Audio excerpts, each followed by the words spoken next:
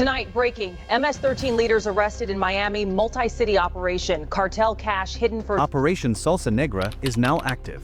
We have simultaneous takedown authority across 3 states. This is the largest MS-13 infiltration into state government we have ever documented on American soil. That was the briefing at 11:47 p.m. last Thursday night. What followed was 72 hours that exposed a criminal network so deep, so systemically embedded into law enforcement and state politics, that when it was finally dismantled, federal investigators discovered something terrifying. The cartel had not infiltrated the system. The system had become the cartel. Let me take you inside how this happened. How a drug empire rebuilt itself not through violence alone, but through silence, ambition, and the corruption of men sworn to stop it. Everything started in Miami, specifically, the Wynwood district. At 4:28 a.m. on a Thursday morning, the streets were empty except for the distant sound of a cargo truck pulling away from a warehouse on Northwest 23rd Street. Fog hung low over the asphalt. The only light came from the neon glow of closed businesses and the occasional streetlight casting long shadows across the pavement. At that exact moment, 43 federal agents from the FBI's Miami field office, combined with DEA tactical units and ICE enforcement teams, moved into position around 7 locations simultaneously. They wore black body armor with agency letters blazing white across their chests. They moved like shadows between buildings, weapons raised, communications silent except for brief radio checks. The first breach happened at 4:32 a.m. A flashbang grenade detonated inside a converted warehouse on 23rd Street. The explosion was controlled but devastating. It was meant to disorient, to freeze, to give the agents the first 3 seconds they needed. Agents moved through the smoke before it cleared. Doors smashed inward. Wood splintered. The sound of boots on concrete echoed through the building as teams fanned out through corridors they had studied for weeks. What they found stopped them. The warehouse was a drug superlab, not a small operation. Industrial grade. Stainless steel tables arranged in perfect rows. Fentanyl processing equipment. Pill presses the size of refrigerators. Vacuum sealers. Packaging machines. Agents counted 17 metric tons of processed narcotics staged and ready for distribution. 17 tons. The largest seizure in the Miami field office in 9 years. But the drugs were not the shocking part. In a locked steel container in the back room, agents discovered something that made the operations supervisor call his commander immediately. Encrypted hard drives. 17 of them, sealed in a waterproof case. Alongside them, a leather journal written in code. And a list of names, judges, police captains, a sitting state senator, a Miami-Dade county commissioner, a federal border control officer. Names, positions, monthly payment amounts, account numbers. Within the hour, agents hit the second location, a nightclub in South Beach called the Velvet. It was during closing time, VIP section in the back. Agents moved in, and what they discovered was a money laundering operation so brazen it was almost invisible. Cash handlers working under the cover of a legitimate hospitality business. Transaction records disguised as bar receipts.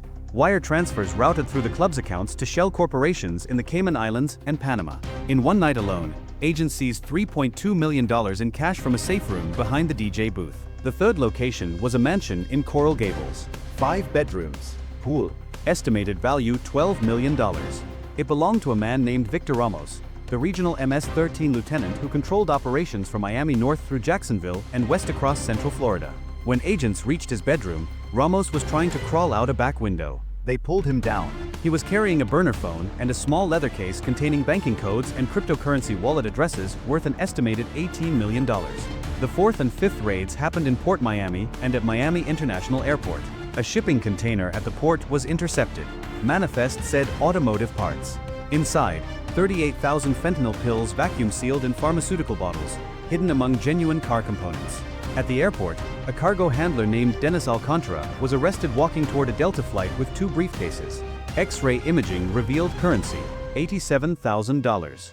The boarding pass showed his destination, Grand Cayman. The 6th location was in Homestead, south of Miami. A residential house that appeared abandoned. Boarded windows. Weeds in the yard. Federal agents with a warrant and thermal imaging equipment discovered otherwise. Inside were 17 people, victims of human trafficking. Men and women brought up from Central America, promised work, instead enslaved to process narcotics and handle logistics for the distribution network. Some had been there for 8 months, some longer. The MS-13 cartel had turned the operation into a vertically integrated machine. Smuggle the people, exploit their labor, control their movement, and eliminate the risk of law enforcement interference by having law enforcement already on the payroll. The 7th raid was different. It was not a warehouse or a safe house. It was an office building in downtown Miami. 15th floor. Suite 1512. The door read Meridian Consulting Group. Inside was a legitimate-looking business operation. Desks, computers, File cabinets. professional, Unremarkable. But behind the glass partition in the corner office, agents found something that changed the entire scope of what they thought they were investigating. server banks, Sophisticated encryption systems. A secure communications hub. And on the desk, a computer monitor is still displaying a live map. Red nodes pulsing across the state of Florida. Green nodes pulsing across Georgia and South Carolina. Blue nodes pulsing across the Texas border region. A network. An active network. Real-time cartel logistics coordinated from this single room in downtown Miami. Agents immediately called in the FBI Cybercrime Division and flagged all 17 hard drives and the entire server farm for emergency forensic analysis. Within 6 hours, federal agents had seized 22 metric tons of processed narcotics including cocaine, heroin, methamphetamine, and over 2.1 million fentanyl pills. $67 million in cash and traceable assets. 43 arrests, including 17 victims rescued from trafficking situations. And evidence of a conspiracy so vast that it made the initial operations supervisor's hands shake when he filed the preliminary report. By 11:30 a.m. that same morning, the materials were in the hands of the FBI's Forensic Analysis Lab in Washington, D.C. Agents began the slow, methodical work of cracking encryption and reconstructing a network that had been deliberately designed to remain hidden. What they found was terrifying. The encrypted files contained communications spanning 3 years. Not between street-level cartel members. Between regional MS-13 leadership and high-ranking state officials. Communications using code names. Project Salsa Negra. The operation had a blueprint, a master plan, financial projections, risk assessments, and a clearly identified chain of command that extended far beyond Victor Ramos or any cartel operator. The financial web was Byzantine. Money flowed through at least 43 shell corporations registered in Delaware, Nevada, and Wyoming. These shell companies owned restaurants, cleaning services, landscaping firms, and import-export businesses across 3 states. Every business was legitimate enough to appear on the surface, yet each one served as a node in a larger money laundering machine. A restaurant in Tampa paid suppliers who existed only on paper. A landscaping company in Jacksonville submitted invoices for work never performed to a property management firm that was itself controlled by another shell corporation. Investigators traced the money flows and discovered that the network was moving approximately $520 million per year through legitimate business channels. 500 million per year. The scale was not a crime. It was an economy. A hidden economy operating parallel to the legitimate one, and it was being managed with the precision of a Fortune 500 corporation. But money was not the most important discovery. The encrypted communications contained digital signatures, authorization codes, records of payments made to specific individuals. When analysts cross-referenced the payment dates with official state records, they found a pattern so clear it was almost impossible to miss. In August, a payment of $250,000 was logged the same day that Miami-Dade County relaxed vehicle inspection procedures at 3 specific weigh stations on Route 95. In November, a payment of $175,000 was logged the same day that a federal border control officer named Marcus Webb issued an unusual authorization allowing a cargo truck to bypass standard inspection protocols at the Port of Miami. In January, a payment of $600,000 was logged the day before a raid scheduled against an MS-13 safe house in Fort Lauderdale was mysteriously canceled due to insufficient intelligence. In April, another payment of $350,000 corresponded exactly with the day that a Florida Highway Patrol supervisor ordered his unit to avoid a specific corridor where cartel drug convoys regularly operated. And at the center of every transaction, in the authorization logs, was a digital signature, an encrypted key that belonged to one man, Governor James Whitmore, the sitting governor of Florida, a man who had been elected on a law and order platform, who had given speeches about cracking down on cartel activity, who had championed border security and appointed new police commissioners and federal liaisons. Governor James Whitmore had, in fact, placed those people into power specifically because they were already on the cartel payroll. It was not corruption. It was command-level collusion. This was not negligence. This was engineered treason. Whitmore had weaponized the entire state apparatus and turned it into an enforcement arm of the MS-13 cartel. Every police captain, every border official, every judge he had appointed had been selected for one reason. They were already compromised or could be easily compromised. The state of Florida had not been infiltrated by organized crime. The state of Florida had become organized crime, and the governor had built it that way deliberately. Within hours, the FBI opened a parallel investigation under a different operation code name. This one was called Operation Cleansing Fire. What followed was the largest internal affairs investigation in federal law enforcement history. The decision came down at 6:15 a.m. on Friday morning. A video conference call between the director of the FBI, the administrator of the DEA, the director of ICE, and the U.S. Attorney General. The decision was unanimous. A coordinated federal takedown operation across 3 states. The execution would be massive, unprecedented in scope. By 8:45 a.m., federal agencies had assembled over 1,300 agents, officers, and support personnel across 7 regional command centers in Miami, Jacksonville, Tampa, and at the Florida-Georgia border. In addition, federal coordination with the U.S. Navy had positioned 2 guided missile destroyers off the coast of Miami as a show of force and to prevent any potential cartel maritime escape routes. The Army National Guard was on standby. Delta Force operators were pre-positioned at a secure facility outside Orlando. B-52 bombers were diverted from a training exercise and positioned to provide aerial reconnaissance support. This was not a police action. This was a military-scale operation to reclaim state territory from a cartel that had effectively become the de facto government. At precisely 11 a.m. on Friday morning, the operation launched simultaneously across the state. 32 locations hit at once. Coordinated raids on every known safe house, distribution center, processing facility, and financial node of the MS-13 operation, and every location connected to a corrupt official or compromised law enforcement officer. In Doral, a warehouse was breached. 7 agents rappelled from a Black Hawk helicopter onto the roof. They found a drug fortress. Industrial quantities of cocaine packaged and ready for distribution. 432 kilos. Enough to supply the entire Southeast for 6 weeks. In West Palm Beach, a federal task force surrounded a mansion belonging to a Florida state senator named Richard Chambers. Chambers had approved zoning permits that allowed cartel-owned shell corporations to establish distribution hubs throughout the state. When agents executed the warrant, they found him destroying documents in a fireplace. He was arrested mid-shred, literally holding half-burned banking records in his hands. His home contained $41 million in hidden safes. In Jacksonville, a police captain named Michael Torres was arrested at his desk during the morning shift. Torres had been deliberately avoiding investigations into cartel activity for 3 years. He had leaked 17 raid schedules. He had falsified crime reports to protect cartel shipments. He had personally made $2.8 million from the arrangement. When federal agents placed him in handcuffs in front of his entire precinct, the other officers stood in stunned silence. One of their own, promoted to captain, trusted with authority. All of it was purchased by cartel money. In Homestead, agents hit another trafficking facility. This one was larger, 34 victims, men, women, and children. Some had been there for over a year, fed just enough to stay alive, forced to work 18-hour shifts processing narcotics, threatened with violence against their families back home. When federal agents found them, many did not initially understand they were being rescued. They thought it was another group of cartel handlers. Along the Georgia border, a specialized task force intercepted a convoy of 18 trucks. The manifest said agricultural produce. Heat imaging equipment showed otherwise.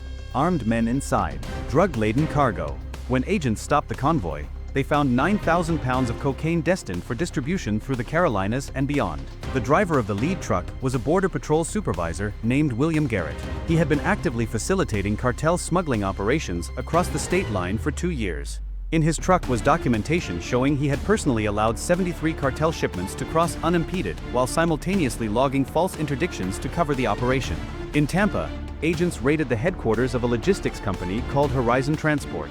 Legitimate on the surface.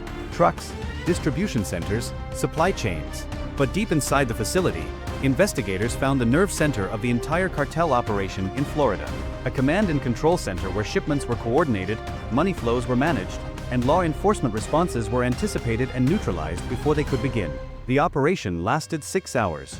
By 5:30 p.m. on Friday, the coordinated action had resulted in 84 arrests, including 8 law enforcement officers, 3 judges, 2 state senators, and Governor James Whitmore himself, apprehended at the governor's mansion trying to flee to a private airfield. 147 metric tons of drugs seized, including cocaine, heroin, methamphetamine, and approximately 6.2 million fentanyl pills. $368 million in cash, cryptocurrency, and traceable assets seized.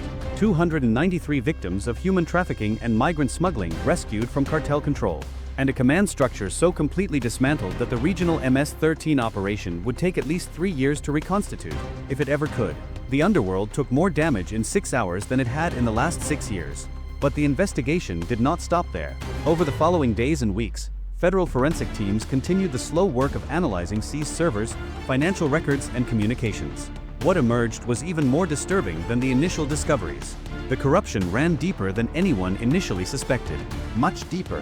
Investigators found evidence that at least 47 additional law enforcement officers across 3 states had been compromised. Border agents who had intentionally failed to flag cartel cargo. Police sergeants who had warned the cartel in advance of planned raids. U.S. Customs officers who had processed fraudulent documentation. A federal judge in Jacksonville named Patricia Holden had personally signed warrants she knew were invalid, protecting cartel operations by making illegal evidence inadmissible in court proceedings. The pattern was consistent.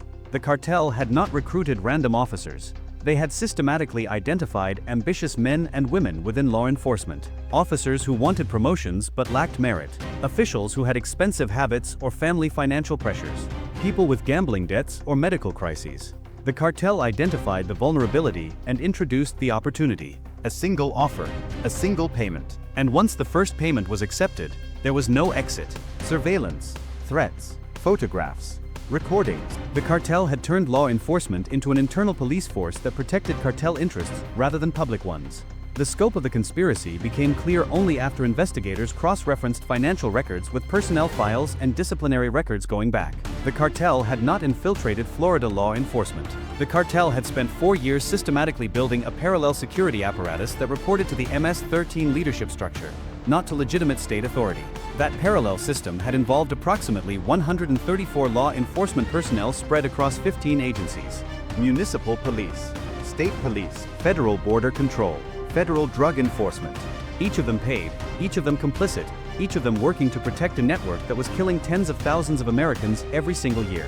The fentanyl alone was terrifying. The cartel's distribution network in Florida had been pushing approximately 6.2 million fentanyl pills per year into communities across the Southeast. Each pill contained enough fentanyl to kill multiple people if misused. The overdose deaths linked to this single distribution network numbered in the thousands. Families destroyed. Communities hollowed out. An entire generation targeted by a criminal enterprise with the resources and protection of a state government. When investigators arrested the officers and officials involved, they found something they did not expect. Many of them were broken. Remorse, genuine guilt. They spoke about how the cartel had turned them into betrayers of their own oath, their own communities, their own colleagues who were still trying to do legitimate work. One sergeant named Edward Martinez broke down during his initial interview and said something that stayed with investigators. They didn't ask me to be corrupt. They asked me to be complicit. And complicity is so much quieter than corruption. You just stop doing your job. You look away. You process paperwork wrong. You lose files. You take a vacation day when a raid is supposed to happen. And then one day you realize that complicity and corruption are the same thing, and you're so deep that the only way out is prison or a bullet. Another officer, a Miami-Dade detective named Sarah Ortiz, testified that she had been leveraged into the network through threats against her daughter. The cartel had found her 10-year-old child's school, had documented her routine, had made it clear that compliance was not a choice but a requirement for her daughter's safety. She had spent 2 years sabotaging investigations while living in absolute terror, unable to tell anyone, unable to seek help, unable to escape without risking her child's life. These were not evil men and women. They were broken men and women, and the cartel had broken them deliberately. But the investigation revealed something even more expansive and more chilling than the local corruption. The MS-13 network in Florida was not an isolated operation. It was a node in a much larger continental system. Communications recovered from Governor Whitmore's encrypted devices showed coordination with cartel operations across the southern United States. Texas, Arizona, California, New Mexico. The network moved drugs not just through Florida, but along trucking routes that extended across America. Investigators identified at least 17 major shipping corridors that the cartel controlled or heavily influenced. Trucks that appeared to be legitimate commercial transport were actually moving narcotics across state lines under the protection of compromised law enforcement in multiple jurisdictions. Way stations that were supposed to perform vehicle inspections were shut down for maintenance on specific dates when cartel shipments were scheduled to pass. Traffic cameras were disabled. Patrol schedules were altered. The cartel had weaponized the infrastructure of transportation to move hundreds of metric tons of drugs across the country. The sheer logistical complexity was stunning. Investigators estimated that the MS-13 network, working with corrupt officials in at least 12 states, was moving approximately 1,000 metric tons of processed narcotics per year throughout North America. Cocaine from Colombia, Heroin from Afghanistan, methamphetamine manufactured in cartel superlabs across Mexico, fentanyl synthesized in clandestine facilities and pressed into counterfeit pharmaceuticals. All of it flowed through a system that had been infiltrated and redirected by organized crime at the highest levels. One discovery was particularly alarming. Investigators found evidence that Whitmore's administration had been planning for a long-term consolidation of cartel power. Documents outlined a proposal that would have created permanent legal and bureaucratic infrastructure to shield cartel operations indefinitely. New state-level economic zones that would have reduced law enforcement oversight in specific regions. Changes to asset forfeiture laws that would have made it nearly impossible for federal authorities to seize cartel assets. A restructuring of judicial appointments that would have further entrenched corrupt officials into the system. The plan was called Project Permanence. It was scheduled to begin implementation 1 year from the time the investigation began. Governor Whitmore had been building a shadow government designed to protect the MS-13 cartel for decades to come, not just for a few years of operations. For a permanent transformation of state power into an instrument of organized crime. That realization changed how federal investigators understood what they were confronting. This was not a case of cartel infiltration of the government. This was a case of government capture by organized crime. The cartel had not snuck into the system. The system had been redesigned from the top down to serve the cartel. And it would have worked if not for the initial breach at the Wynwood warehouse and the meticulous forensic investigation that followed. The moral weight of that moment cannot be overstated. The promise of democracy is that power is held accountable by the people it serves. That the system, flawed as it may be, still ultimately answers to the governed. But in Florida, that promise had been broken. For 4 years, state power had been serving organized crime instead. The governor who had promised law and order had systematically dismantled law and order to protect a drug empire. The officials sworn to protect communities had been systematically destroying them. Power does not always require open violence. Sometimes it requires only silence and ambition, a willingness to look away, an ability to convince yourself that you are not a villain, only a pragmatist. The cartel understood this. They had built their operation not on guns and threats alone, though those were certainly present. They had built it on the simple mechanics of human weakness. Greed, fear, ambition, The desire to survive, the desire to provide, the desire to avoid pain. The cartel had understood the weakness in the human soul far better than the institutions designed to oppose them had. The cost was measured in lives. Federal agencies estimate that the MS-13 distribution network that operated out of Florida contributed to at least 18,000 overdose deaths across the United States in the 4-year period of operation. 18,000, each one a person, a son, a daughter, a parent, a friend. Communities hollowed out, neighborhoods destroyed, families shattered. The cost is measured in dollars stolen from legitimate commerce, in potential unrealized by victims who had been trafficked into forced servitude, in the psychological damage to law enforcement officers who had been corrupted and were now facing federal prosecution. The operation that began with a single warehouse raid in Wynwood revealed something terrifying about the vulnerability of American institutions to organized crime. A single motivated cartel leadership could, over the course of 4 years, with careful recruitment and financial leverage, essentially capture an entire state apparatus. The implications were not limited to Florida. If it could happen there, it could happen anywhere. It could be happening right now in other states, at other levels of government, in ways that have not yet been discovered. In the weeks following the initial arrests, federal authorities launched parallel investigations into law enforcement and state officials in Texas, Arizona, California, Georgia, and New Mexico. The scope of these secondary investigations remains classified, but early reports suggest that cartel infiltration at state and local levels may be far more extensive than previously understood. Governor Whitmore was prosecuted in federal court on 97 counts, including racketeering, narcotics trafficking, money laundering, corruption, and conspiracy. He was convicted on all counts. He is serving a life sentence without the possibility of parole. The other arrested officials faced similar prosecution. Of the 134 law enforcement officers compromised by the cartel, 87 were convicted. 47 took plea deals in exchange for testimony. The rest are still under investigation. The MS-13 cartel structure in Florida was effectively destroyed, though the organization has begun the slow process of reconstitution in other states. Victor Ramos, the regional lieutenant who was arrested in his Coral Gables mansion, is serving a 25-year federal sentence. The operational knowledge he held is fragmented and inaccessible to remaining cartel members. The distribution networks have been dismantled. The money flows have been disrupted, but the damage remains. The overdose crisis continues. The families remain broken. The communities remain hollowed out. And the question remains unanswered. How many other states are in the process of being captured by organized crime at this very moment? How many other governors are secretly working with cartel leadership? How many judges and officers and border agents are currently on cartel payroll? The investigation did not answer those questions. It only revealed how vulnerable the system truly is. This story is a fictional dramatization. The names, the characters, the specific operations are invented, but the vulnerability is real. The capacity of organized crime to infiltrate state and federal institutions is real. The willingness of people to betray their oath for money or protection is real. The cost in human lives is real. Power often does not announce itself through violence. It announces itself through silence, through the absence of law enforcement, through the mysterious cancellation of raids, through paperwork that does not process, through files that go missing, through institutions that stop functioning the way they are supposed to function. If you have watched this entire story, you understand now what it means when the system itself becomes the threat. When the institutions designed to protect us have been turned against us.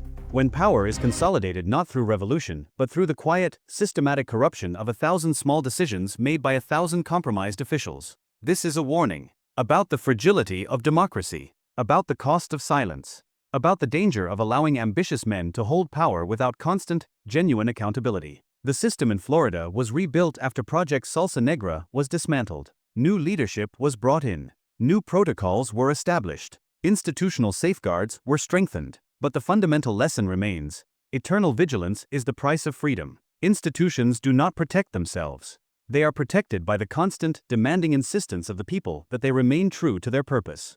If this story troubles you as it should, then engage. Ask questions. Demand accountability. Follow the investigations. Press your representatives. Support genuine law enforcement. Report corruption when you see it. The system survives only when people actively choose to make it survive. And that choice requires seeing clearly what is at stake. Seeing that power without accountability is not government. It is tyranny. And tyranny wrapped in the machinery of the state is the most dangerous form of all. This is the story of how a drug cartel captured a state. It is fiction, but it could happen. In fact, the evidence suggests it may already be happening somewhere else. If you are still watching, if this story has moved you or troubled you, like and subscribe so more people understand how vulnerable our institutions truly are. Comment expose if you believe this kind of corruption needs to be dragged into the light and destroyed. And remember, silence is the cartel's greatest ally. Your voice, your vigilance, your refusal to look away, these are the only things standing between democracy and the quiet darkness of captured power. This is the true cost of the war on drugs. Not the drugs themselves. The corruption. The capture of institutions. The hollowing out of the state from within. Never forget it.